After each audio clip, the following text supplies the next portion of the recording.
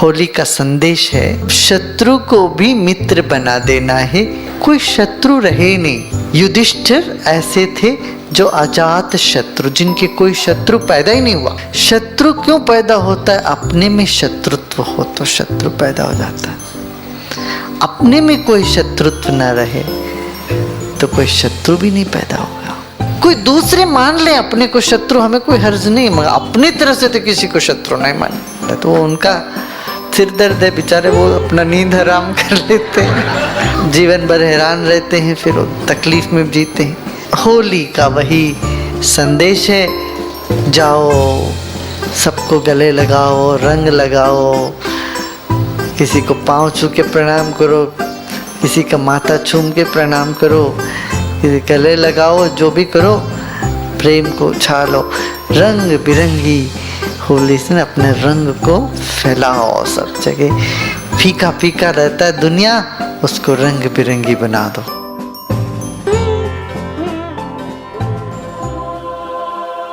दक्षिण भारत में ये प्रथा है कि होली के दिन शिव जी की आंख बंद करके तपस्या में चले गए थे, बैठे हुए थे।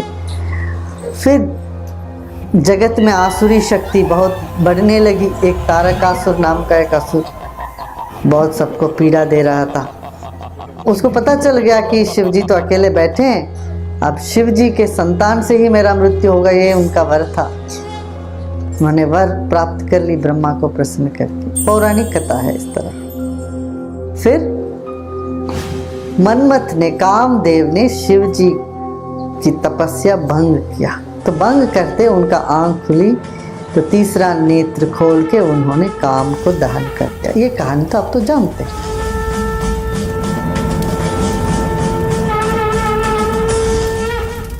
पुरानी सारी कामनाएं इकट्ठे करके रखते हैं मन में, वो सब कामनाओं को जला डालो, नया जीवन शुरू हो जाए। नई साल जो आने वाली है उसकी तैयारी है। काम को यदि हम नहीं जलाते हैं, काम हमको जला देते, तो कामनाओं को जलाने का मतलब ही ये है कि तृप्त हो जाना, पूर्ण हो जाना, समर्पण कर देना।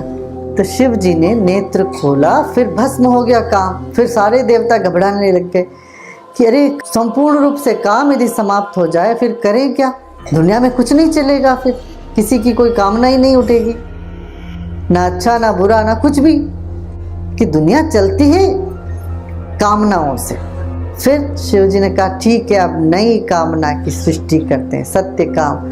होली के दिन उन्होंने काम को उत्पन्न किया।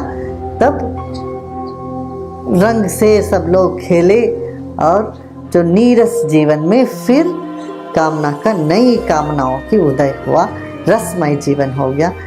और शिव जी और शक्ति के साथ मिलकर स्कंद या कार्तिकेय को जन्म दिए थे। कार्तिकेय ने तारकासुर को वध किया। तो ये एक कहानी प्रचलित है। शिव शांत है और शक्ति ही है, तो शांति और शक्ति का मिलन कार्तिकेय योद्धा, प्रज्ञावान, अग्निपुत्र, कृत्तिका नक्षत्र के दिन उदय हुआ। तो जीवन में वो कार्तिकेय की शक्ति आनी चाहिए, वीरता, शूरता, काम करने की क्षमता। काम दहन हुआ और सत्य काम का उदय हुआ।